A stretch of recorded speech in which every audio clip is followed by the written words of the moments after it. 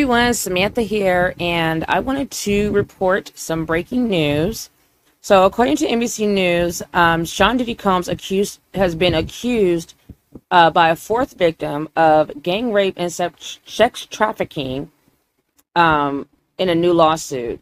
So, the lawsuit is the fourth in less than a month to accuse the music mogul of sexual assault.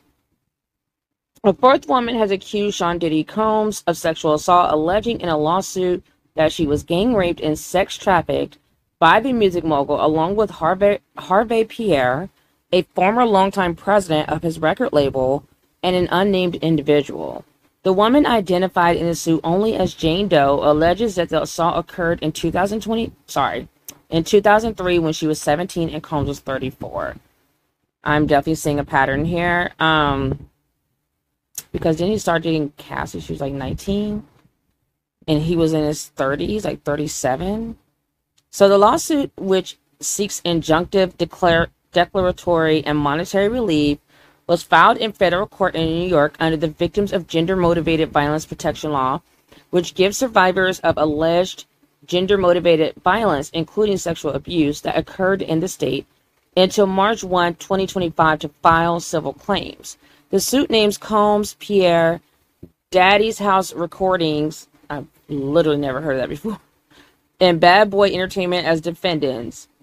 The accuser's attorney is Douglas Wigdor, who represented the singer, model, and actress Cassie in her federal lawsuit against Combs.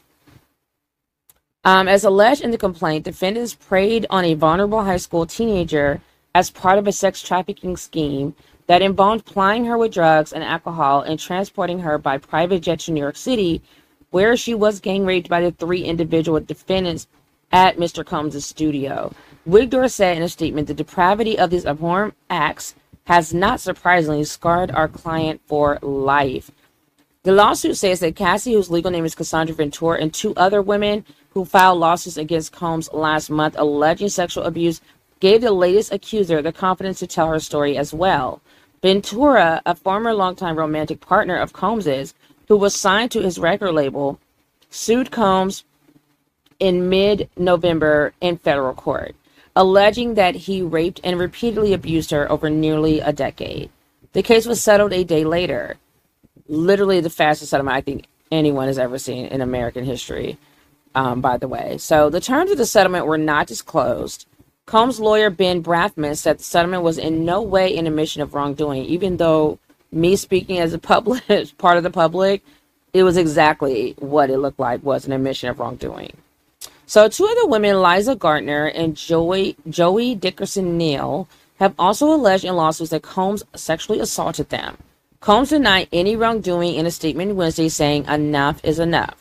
For the last couple of weeks, I have sat silently and watched people try to assassinate my character, destroy my reputation and my legacy, he says. Sickening allegations have been made against me by individuals looking for a quick payday. Well, why did you pay Cassie so fast if she was lying?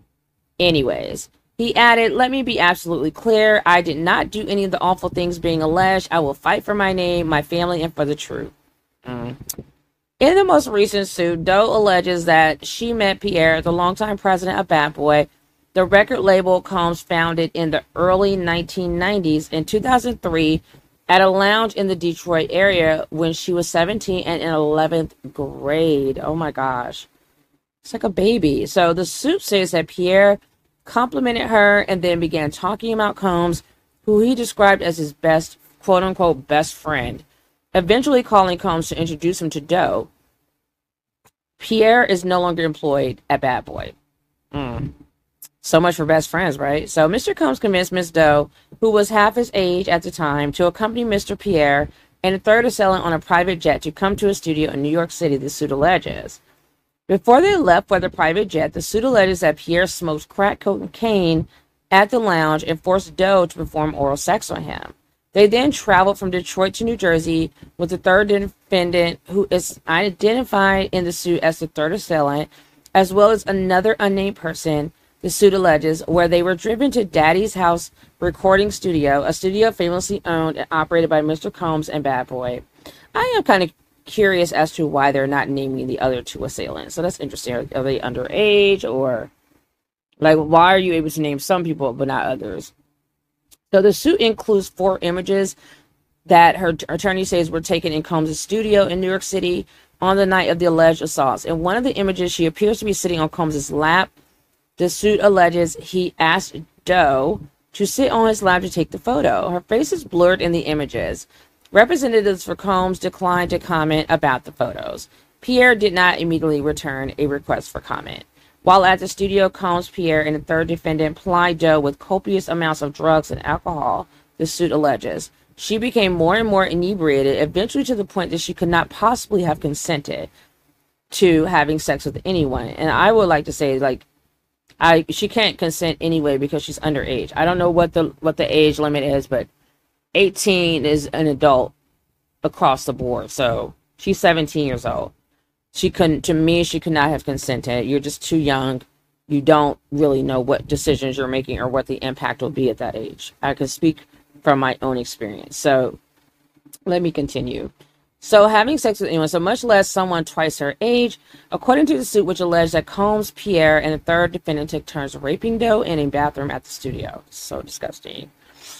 So let me read that again because I actually broke it up when I had to put my part in that I was saying. But so it says she became more and more inebriated, eventually to the point that she could not possibly have consented to having sex with anyone, much less someone twice her age. Okay, I just wanted to get that clear. So when the alleged assault concluded, she was left in the bathroom alone, the suit alleges. Doe fell into the fetal position and lay on the floor, it states. The suit states that she eventually regained her bearings, but could barely stand up and had to be helped to walk out of the building and into a car. She was taken back to an airport and flown back to Michigan, the suit states, adding that she has very limited recollection of her transport home and only remembers being in her car sometime early in the morning. Her underwear was missing, according to the suit.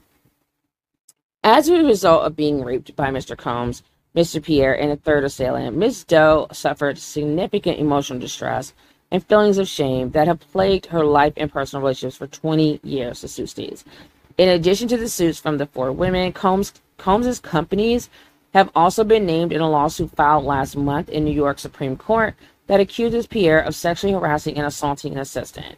Combs has denied the allegations. Pierre did not respond to a request for comment. Okay, I feel like we're just seeing just the beginning of what's really to come. I'm just waiting for all of the victims to start rolling out. It's feeling like it's giving, it's feeling like Tiger Woods when he was first found out, first exposed as cheating on his wife.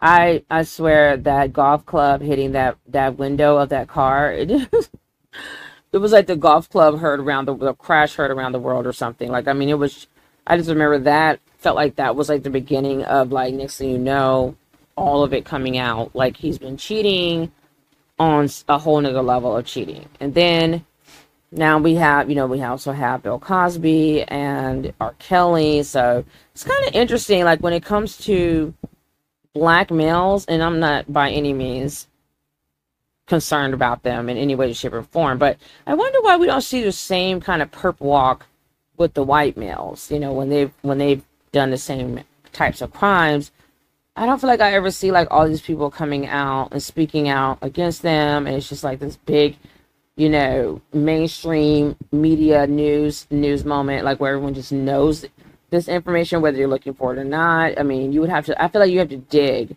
to find out what happened to Harvey Weinstein. Where's Epstein just killed himself, allegedly, and Ghislaine has been in jail or prison somewhere, and just, it's always just so hush-hush when it's a non-black person. It seems like to me. So anyway, so I'm sure we'll see more of this. Very heartbreaking because I do believe it, but we just have to wait and see what comes out in the court trial, or if there is a trial, a settlement, one of the two. So yeah, make sure to like, share, and subscribe, and I will see you all in the next video. Bye.